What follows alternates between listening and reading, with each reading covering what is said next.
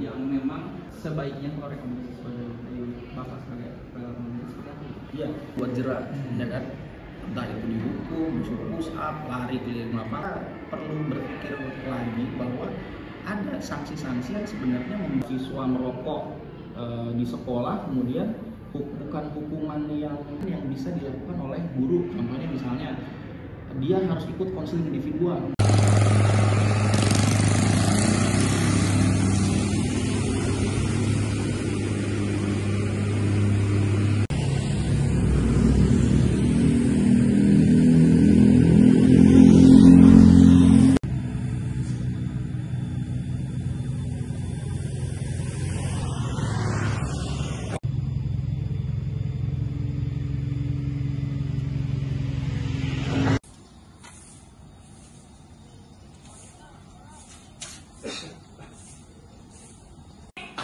Dari mana Bapak? Yang tiket ini. Ingatin surat Trik. Apa kamu bacanya jam 6 kan? 142. Nanti kita siapkan, Pak. Oh enggak, buat ini. Ada. Kan? Sudah Pak. Hah? Udah jalan berapa lama? Udah sekitar berapa? 2 bulan ya? 2 bulan. Iya. Habis nggak makanannya? Suka. Entar kamu. Oke, gini. Pertama, mungkin kita harus clear melihat kondisi atau kasus yang terjadi di sana. Kita lihat bahwa murid merokok di sekolah itu tidak bisa dibenarkan, dan tindakan kekerasan yang dilakukan oleh kepala sekolah di dalam area pendidikan juga itu tidak bisa ditoleransi, tidak bisa dibenarkan. Sebenarnya kasus Cimarga ini mengingatkan kita bahwa perlunya komitmen yang jelas dan kuat tentang bagaimana kita menjauhkan tindakan kekerasan dari lingkungan sekolah.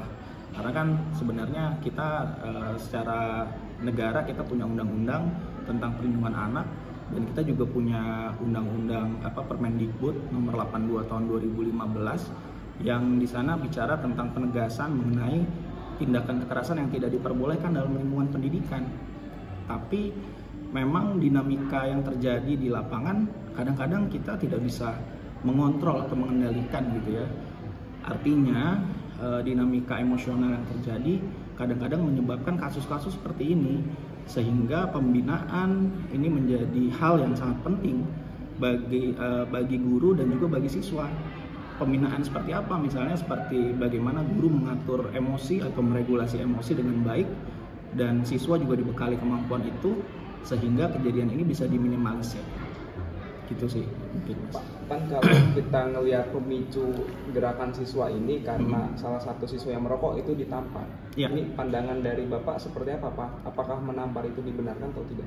Nah, kalau kita merujuk lagi pada undang-undang yang ada di kita, undang-undang tentang pendidikan dan kekerasan di dalam dunia pendidikan, pasti tindakan menampar itu tidak bisa dibenarkan. Jangankan kekerasan fisik, kekerasan verbal aja itu tidak bisa ditoleransi di dalam dunia pendidikan. Sehingga memang perlu perlu keterampilan tertentu yang harus dikuasai guru untuk meregulasi emosi, mengontrol emosinya, dan mengontrol dirinya ketika memang terjadi hal-hal yang sifatnya emosional.